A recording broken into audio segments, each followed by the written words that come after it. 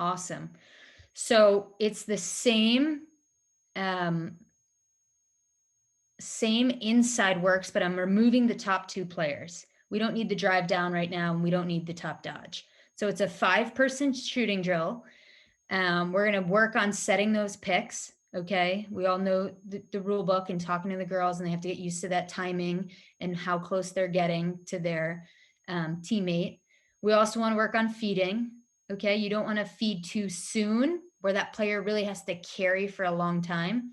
You don't want to feed too late where she's on top of the goalie or has a bad angle, right? You want to always be finding that rhythm, finding that timing, finding that sweet spot. And then shooting off of picks, especially when the ball's coming from, it's coming from the crease to you, you want to get used to that shooting repetitions. So the balls are going to start behind. I'm going to go right to here because this might be easier. So the balls are behind. They're on both sides. Up to you guys. If you have a goalie in, you could do this as if you don't have a goalie in, you could do it very fast paced. If you have a goalie in, you just tell your players to slow down their in between play, but when they're shooting, it's game speed, right? When they're feeding, it's game speed. So we're going to start with X1. Okay. These are a lot tighter. So she's right on the 8 meter, right on the 8 meter. And again, that halfway in between. Okay. This is for the same drill, and you can obviously change it to the other side. X3 is going to cut in, set a pick. X4 is coming off. X1 is feeding her, and X4 is shooting. Okay.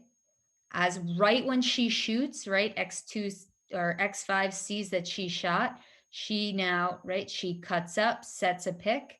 X3, who just set the pick, comes off. X2 feeds her. She shoots and scores.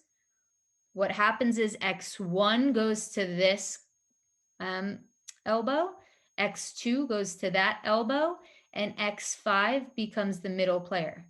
And then these two, right, X3 and X4, who both got to shoot, they go to the end of the line. I just have them here, but typically you'll have, you could have 8 girls shooting or 10 girls, or if you only have 5, then they just go to the end and it begins again.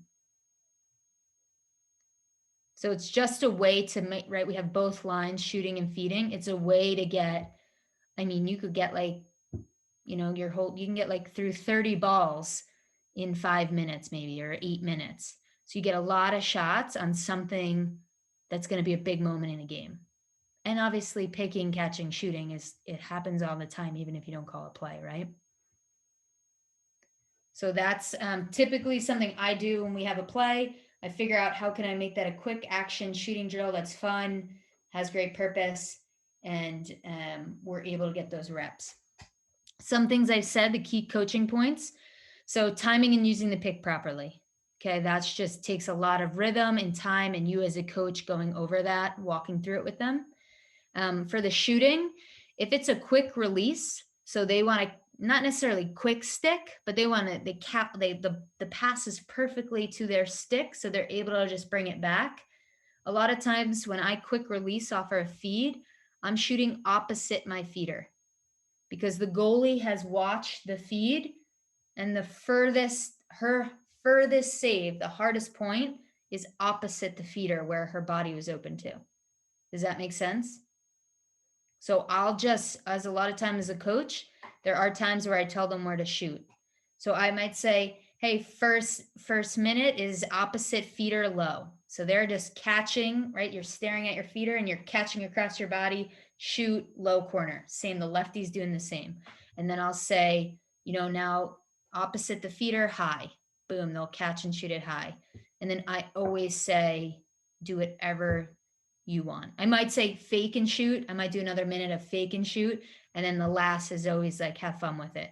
Catch and shoot, fake and shoot, BTB, turn and Twizzler. But there are times where I do think I still need to coach them where the best placement is.